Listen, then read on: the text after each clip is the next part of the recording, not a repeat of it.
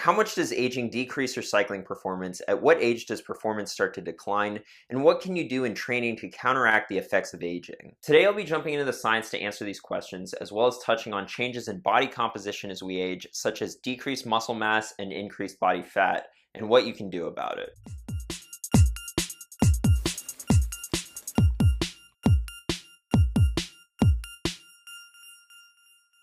Welcome to another video. My name is Dylan and I'm a cycling coach at CTS, and for weekly science-based training, racing, and gear-related videos, be sure to subscribe, and if you have a training question or a topic you'd like to see me cover in a future video, be sure to leave it down in the comment section below. I do my best to get to all the questions in the comments. According to my YouTube analytics, 2/3 of you guys are over the age of 35, which means that we have a lot of Masters racers watching these videos. And this is a topic that's been requested many times, so I thought, why not? I may just be a 24-year-old who has no idea what it's like to have balding gray hair, a slowing metabolism, or a V-brake mountain bike with 500mm wide bars, but that doesn't mean that I can't do research into how aging affects performance and what you can do about it. This young whippersnapper barely has peach fuzz on his face, and he thinks he can tell me how to train. Back in my day, we just got on our steel 10 speeds and pedaled the damn things. We didn't have no fancy power readers or electronic powered shifting. Alright, let's go ahead and get into the science, and we'll start with the dreaded decline. How much of a decline in performance can you expect to see with aging, and when will this decline start? In this paper on Masters athletes, they took a look at the US record of Masters athletes for the 200-meter and 500-meter on the track, as well as the 40-kilometer time trial. What they found was that the percent decline was relatively small in young masters, for example 35 to 49 years old, but that decline increased exponentially after 55 years, and this decline may be even more dramatic in women. Going back to the 40-kilometer time trial records, we can see that the men had about a 10% decline in performance from age 35 to 60, while women had around a 15% decline from age 35 to 55. This probably explains why some pros can continue their career until around the age of 40, but much after that and the decline in fitness becomes too steep. So what exactly is the reason for this increasingly more rapid decline in fitness as we age? The most obvious and perhaps biggest factor is VO2 max. This review on endurance exercise performance in Masters athletes came to a similar conclusion, finding that peak endurance performance is maintained until around 35 years of age, followed by modest decreases until 50 to 60 years of age, with progressively steeper declines thereafter. Progressive reduction in VO2 max appears to be the primary mechanism associated with decline in endurance performance.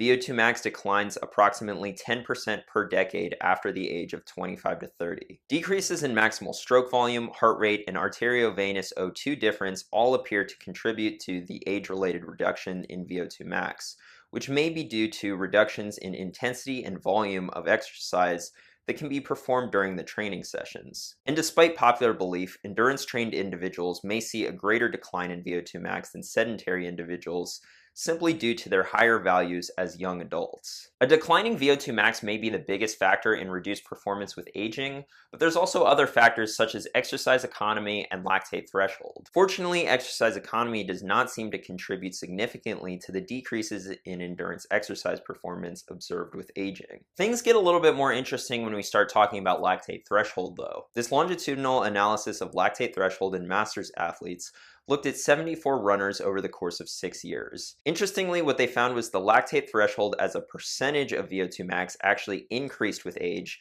However, this increase was not enough to counteract the drop in VO2 max with age, so in absolute terms, lactate threshold decreased. These results have been confirmed in the literature. Going back to the Masters athlete review, absolute work rate at lactate threshold declines with advancing age in endurance athletes. However, lactate threshold does not appear to change with increasing age when expressed relative to the percentage of VO2 max. So essentially, older athletes were able to utilize more of their VO2 max at threshold, but this wasn't enough to prevent the decline in performance. Up to this point, we've talked about the decrease in aerobic ability as we age, and that is the biggest factor. However, there are other age-related changes that happen that affect your performance.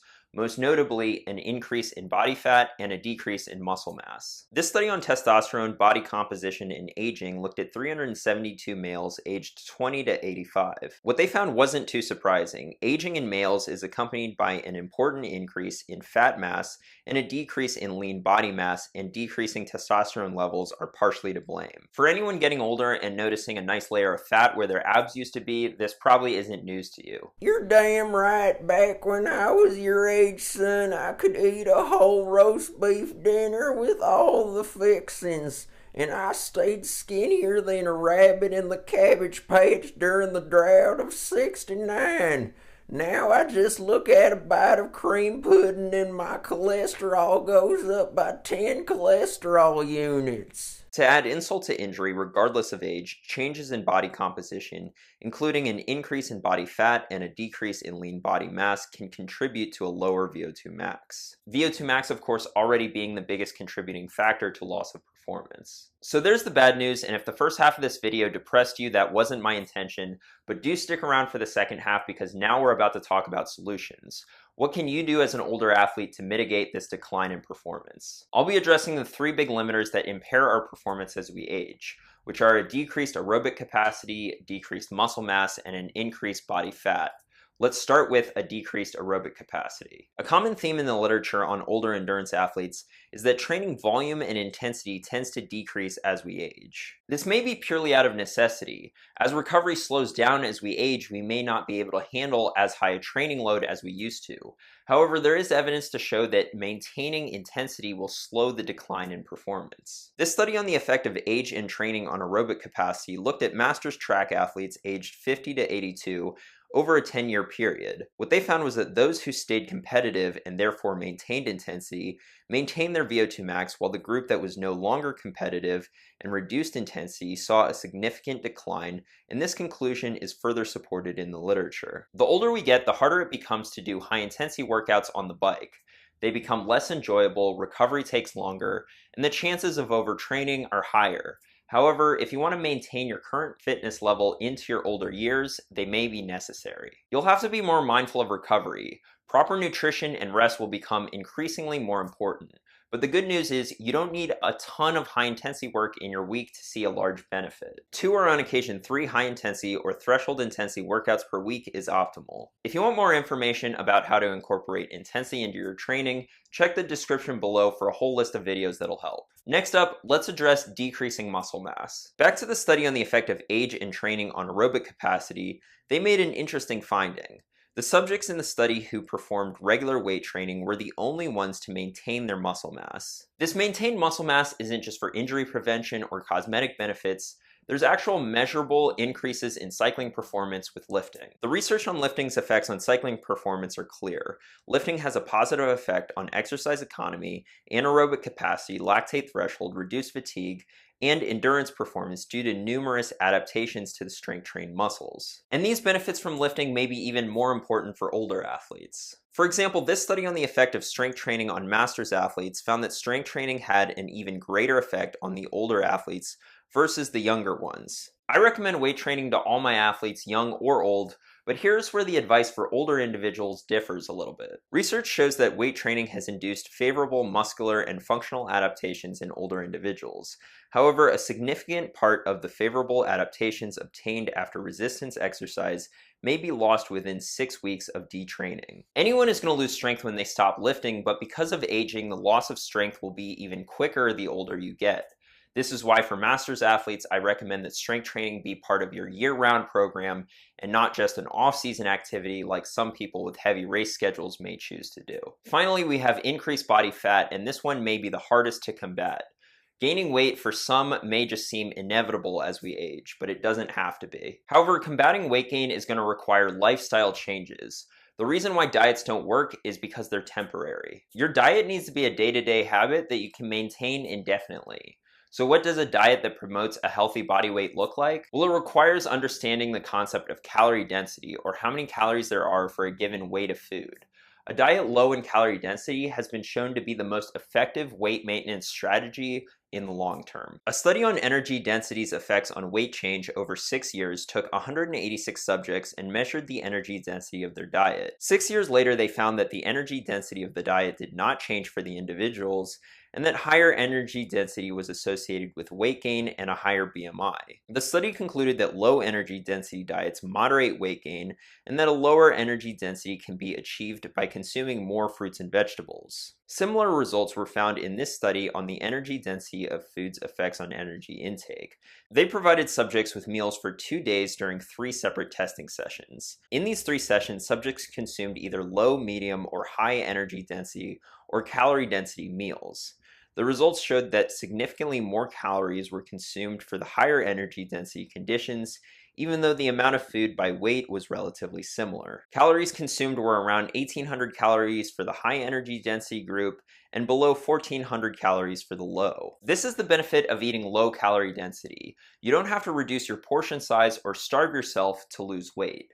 400 calories is the kind of deficit that you want to produce consistent, gradual weight loss. The study concluded that energy density influenced energy intake independent of macronutrient composition, and that subjects reported no difference in feelings of hunger or fullness. And it isn't just 2 studies coming to this conclusion. A systematic review on dietary energy density and body weight looking at many studies concluded that their findings highlight the growing body of scientific evidence suggesting a relationship between energy density and body weight, and that consuming diets low in energy density may be an effective strategy for maintaining body weight. So what does eating low calorie density actually look like in practice?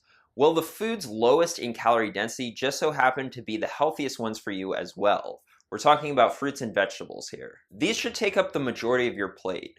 Stop thinking about vegetables as the side and start thinking about them as the main course. On top of this, generally, the more plant-based your diet is, the lower it is in calorie density as well. Consuming more plants could potentially have the added benefit of protecting you from adverse health outcomes associated with endurance athletes. A study on plant-based diets for cardiovascular safety and performance in endurance sports stated that surprisingly, endurance athletes may have more advanced atherosclerosis and more myocardial damage compared with sedentary individuals, particularly as they age. However, plant-based diets address key contributors to atherosclerosis: dyslipidemia, elevated blood pressure, elevated body weight, and diabetes. It's also worth noting that a key factor in oxygen delivery to the muscles is blood viscosity, and individuals excluding meat entirely had significantly lower blood viscosity than those that ate meat occasionally. Reduced blood viscosity also improves tissue oxygenation, potentially improving athletic performance. Whatever change you make to your diet to try to maintain or even lose weight,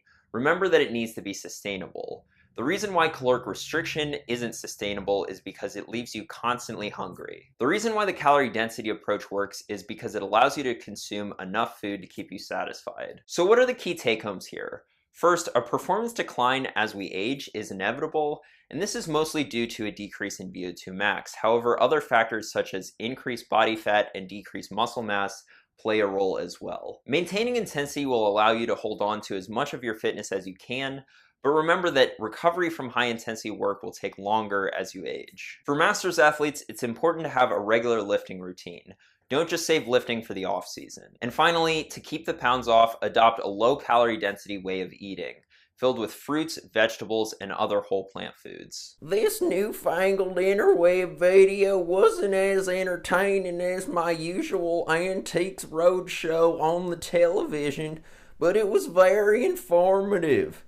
Here, son, take a nickel for your hard work. You can spend it on spacers to raise your stem to a comfortable height, or maybe a wider, more comfortable gel saddle. Thanks for watching, and I hope you guys found this information helpful. If you did, be sure to give it a like, share it with a friend, and subscribe. And if you want to be notified every time I put out a video, be sure to hit the notification bell as well.